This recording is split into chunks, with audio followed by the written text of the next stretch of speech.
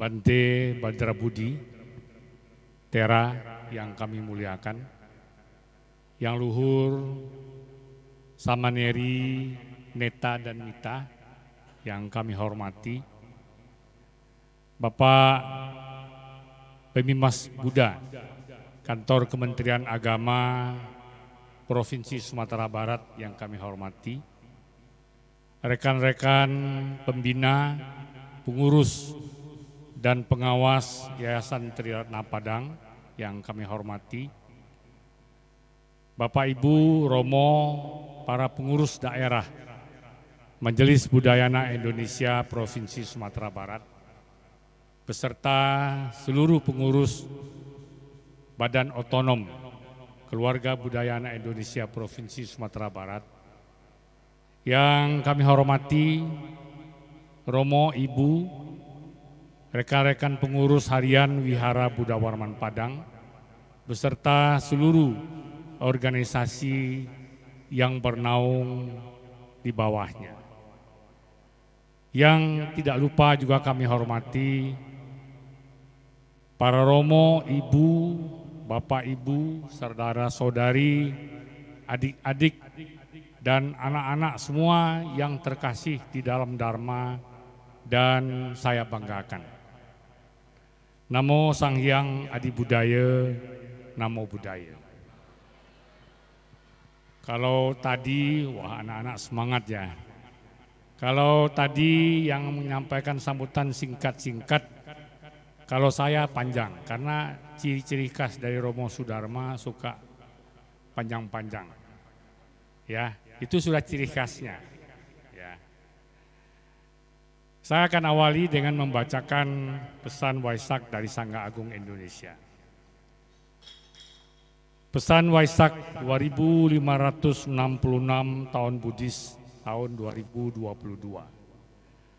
Namo Sang Hyang Adi Budaya, Namo Tassa Bhagavato Arahato Sama Sambuddhassa, Namo Sarve Bodhisattwaya Maha Sadwaya.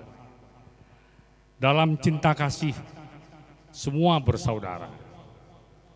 Bulan purnama yang indah di bulan Waisaka, purnama suci yang tiada taranya, purnama yang senantiasa didambakan oleh para dewa dan manusia. Saat ini kita kembali memperingati Trisuci Waisak 2566 tahun Buddhis tahun 2022. Bersama-sama kita mensyukuri dan merenungkan kembali kelahiran Maha Bodhisattva Siddhartha ke bumi ini. Pencapaian pencerahan sempurna Samana Gautama menjadi Buddha Sakyamuni dan Maha Parinibbana Buddha Sakyamuni. Ketiga peristiwa ini merupakan berkah termulia bagi umat manusia. Kelahiran Bodhisattva ke bumi ini merupakan bentuk cinta kasih beliau kepada umat manusia yang diliputi kegelapan batin. Usaha beliau dalam mencari obat mengakhiri penderitaan hingga terrealisasinya pencerahan agung sebagai Buddha adalah wujud cinta kasih tanpa bandingnya yang menjadi teladan bagi kita semua, bahwa sebagai manusia kita dapat seperti beliau merealisasi kebudayaan untuk terbebas dari penderitaan dan duka.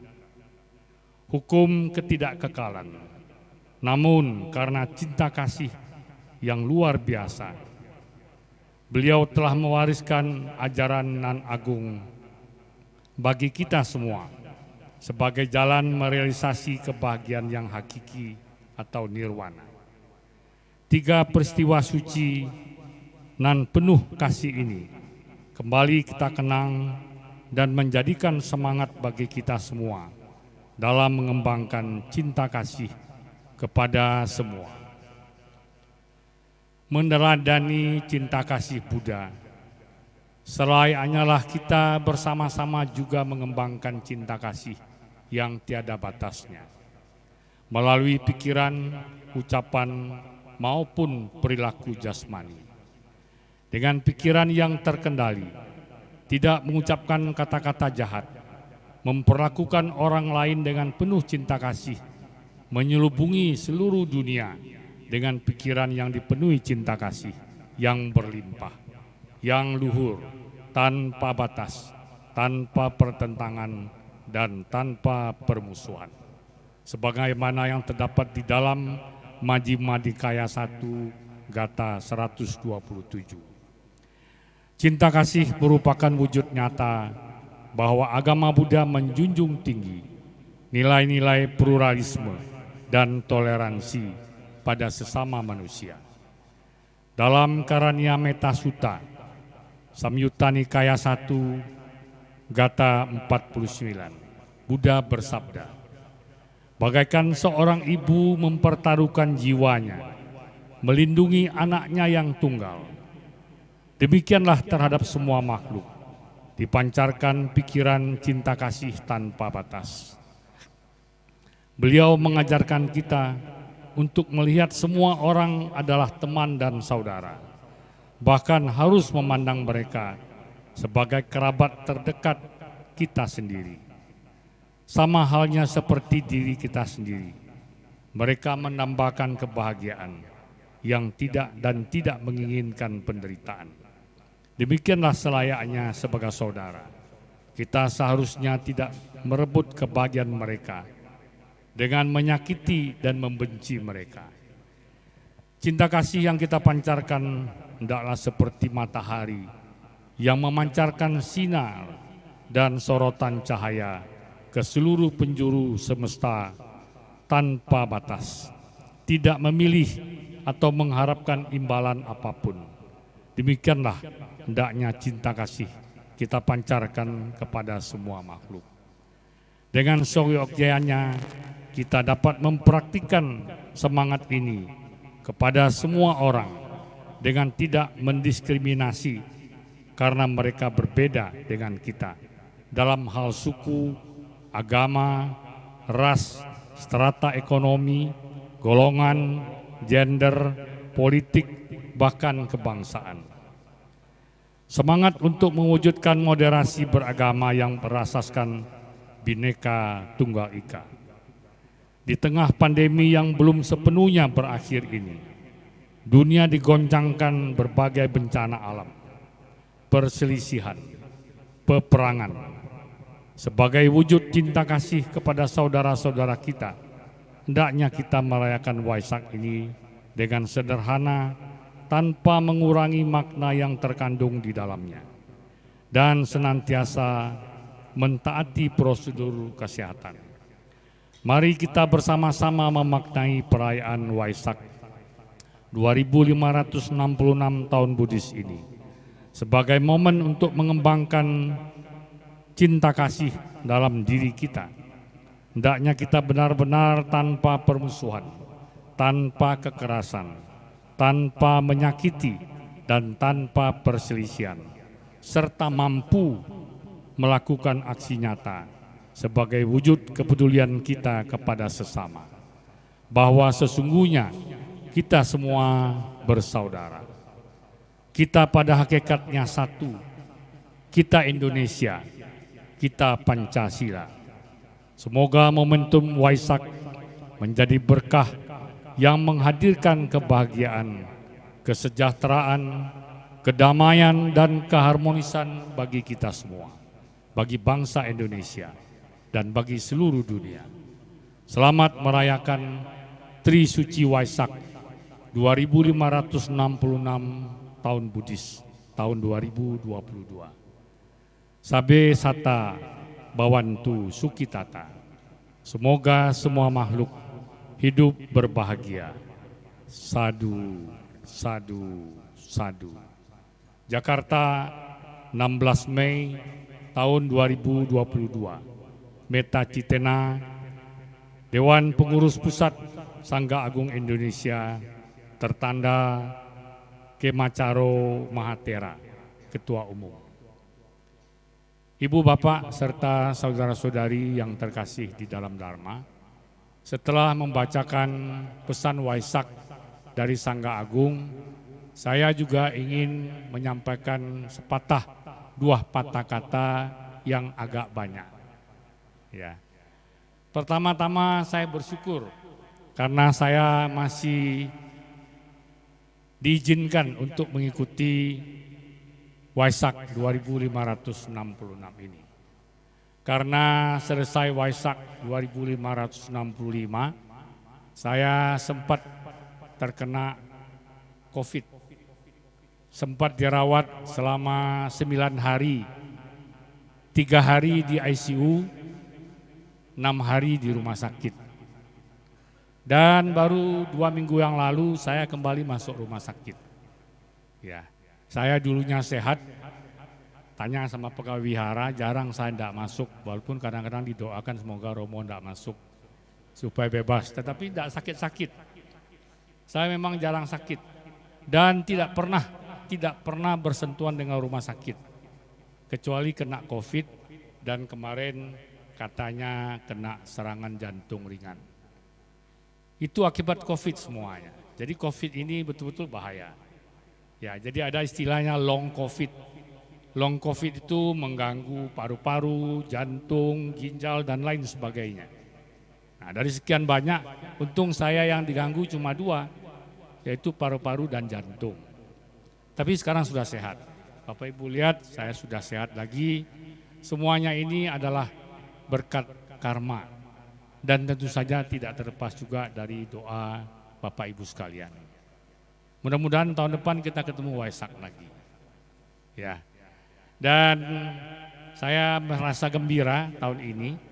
Ya, sedang sakit saya mulai berpikir bahwa wihara yang sudah kita bangun puluhan tahun ini. Tahun ini wihara ini sudah berusia 33 tahun ini yang di sini.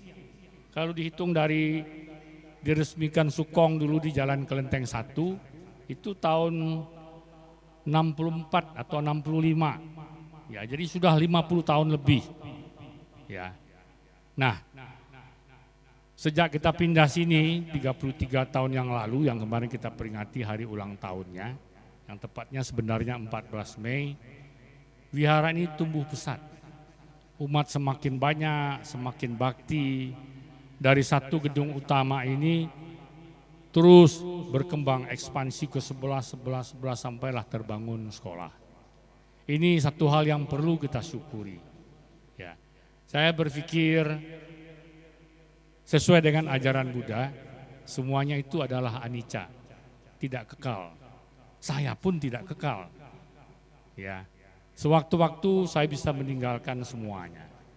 Ini satu kenyataan yang tidak bisa kita pungkiri. Umat Buddha tidak boleh takut mati, tetapi jangan cari mati. Ya, nah itu penting. Ya, jadi saya siap kalau harus pergi ya saya pergi tidak apa-apa. Karena saya sudah bekali hidup saya dengan banyak berbuat baik dan pasti saya ke tempat yang baik. Orang sering bicara sorga, disuruh pergi sorga tidak berani dia. Nah saya siap kalau mesti ke sorga ya saya ke sorga. Asal tidak ke neraka. Ya.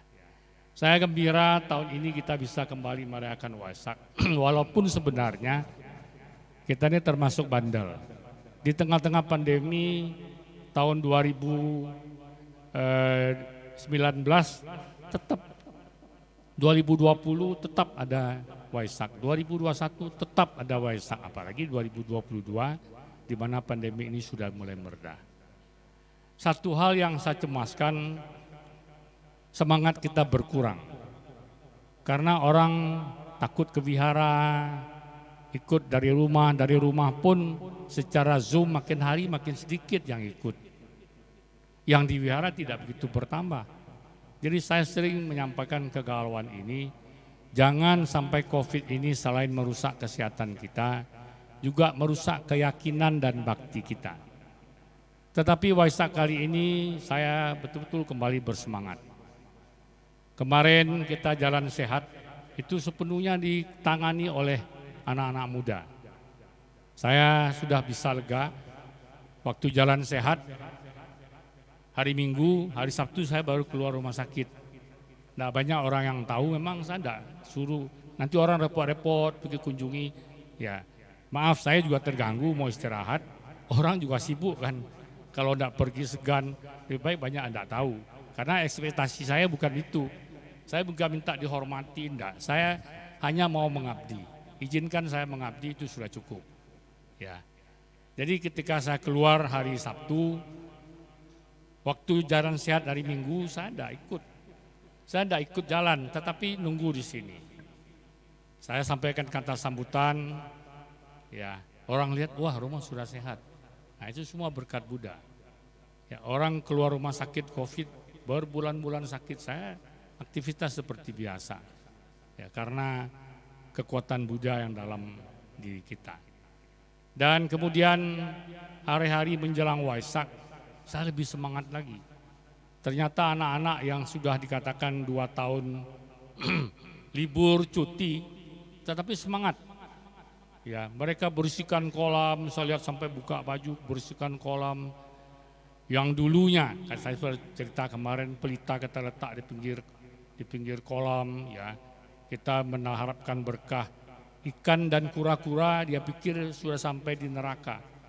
Karena ya api menyala di mana-mana kan. Nah, sekarang anak-anak punya ide, mereka buat dari kayu bekas. Kayu bekas teras plafon teras wihara, mereka buat tangga undakan untuk meletakkan lilin. Ini semangat sekali. Betul Bante, kemarin ada anak-anak yang tidur di sini.